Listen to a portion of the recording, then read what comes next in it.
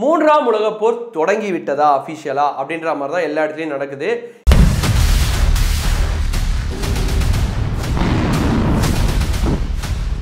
Iran, Israel, Russia, Ukraine, Israel, Iran இப்படி வந்து problems எல்லாமே வந்து அந்தந்த நாடு வந்து அடிச்சுக்கிறாங்க.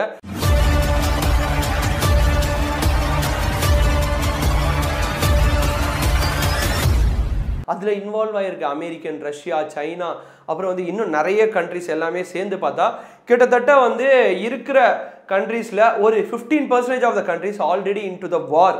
ஸோ ஃபீல்ஸ் லைக் அப்படின்ற மாதிரி பார்த்தாலே ஏதோ ஒரு வேர்ல்டு வார் 3குள்ளே என்ட்ரான மாதிரி ஃபீல் இருக்குது. கேட்குற நியூஸ் எல்லாம் பார்த்தா அப்படின்னு சொல்லி நிறைய பேர் ஃபீல் பண்ணுறதுக்கான சான்சஸ் இருக்குது.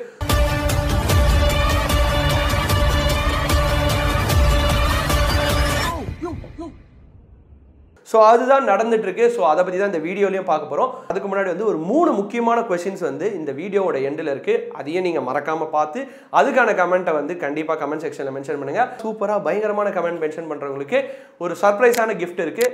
ஸோ மறக்காமல் சர்ப்ரைஸ் சேனலை சப்ஸ்கிரைப் பண்ணுங்கள். ஒரு 2 days முன்னாடி ஈரான் வந்து இஸ்ரேல் மேலே பயங்கரமான ஒரு ட்ரோன் தாக்குதல், கிட்டத்தட்ட ஒரு எப்படி சொல்கிறது, ஒரு 2000-3000 ட்ரோன் தாக்குதல். அந்த வீடியோஸ்லாம் பார்த்தா பதறுது.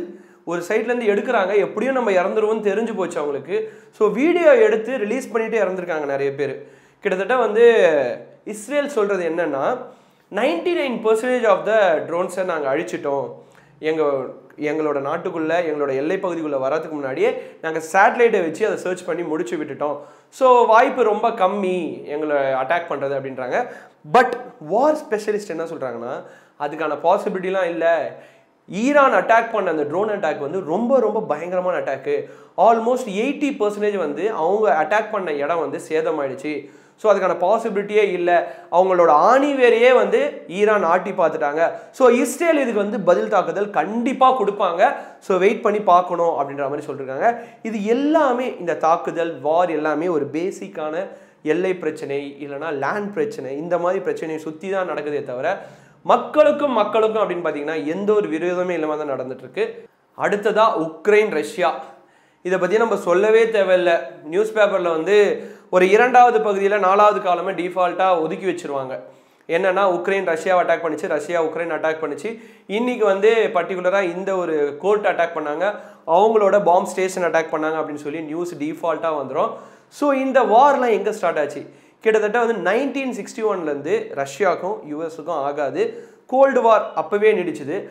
அதோட கண்டினியூவேஷன் கூட சொல்லலாம். இப்போ நடந்துட்டு இருக்க ஒரு விஷயம் கிட்டத்தட்ட ஒரு எப்படி சொல்கிறது, இதில் ஒரு 40, இதில் ஒரு 24, 60 வருஷமாக தொடர ஒரு பெரிய ப்ராப்ளம். இதுக்கு முன்னாடி வந்து உக்ரைனும் ரஷ்யா வந்து சோவியத் யூனியனில் ஒன்றா தான் இருந்தாங்க. பட் ஆஃப்டர் 1991 சோவியத் யூனியன் உடஞ்ச பிறகு சோவியத் யூனியனில் இருந்த நிறைய கண்ட்ரிஸ் போயிட்டு நேட்டோ அமைப்பில் சேர்ந்தாங்க. நேட்டோ அமைப்பு வந்து முழுக்க யூஎஸால் கண்ட்ரோல் பண்ணப்படுற ஒரு அமைப்பு.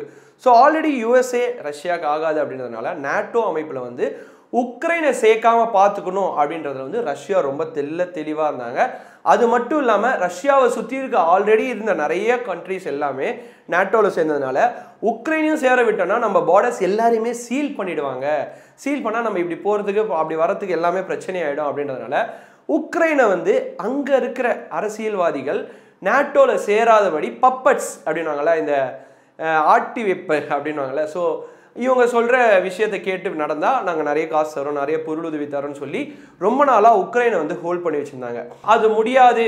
ஒரு கட்டத்துக்கு மேலே என்ன ஆகுதுன்னா மக்களுக்கு அது தெரிய வந்த பிறகு அந்த மாதிரி பொலிட்டீஷியன்ஸ் எல்லாம் மக்கள் தூக்கி எறிகிறாங்க. அந்த மாதிரி ஊர்லலாம் டக்குன்னு அந்த மாதிரி பொலிட்டீஷியன்ஸ் இருந்தால் தூக்கி எறிஞ்சிருவாங்க. ஸோ அதுக்கப்புறம் என்ன நடக்குது அப்படின்னு பார்த்தீங்கன்னா அதுக்கப்புறம் ரஷ்யாவால் பெருசாக ஹோல்ட் பண்ண முடியல அந்த விஷயத்தை. முழுக்க பாலஸ்தீன் இருந்த இடத்துல தான் வந்து இஸ்ரேல் வந்து இப்போ அவங்களோட கட்டமைப்பு ஃபுல்லாக ஏற்படுத்தியிருக்காங்க. ஆல்மோஸ்ட் பாலஸ்தீன் இருந்த இடத்த வந்து இஸ்ரேல் முழுமையாக ஆக்குமை பண்ணிட்டாங்க.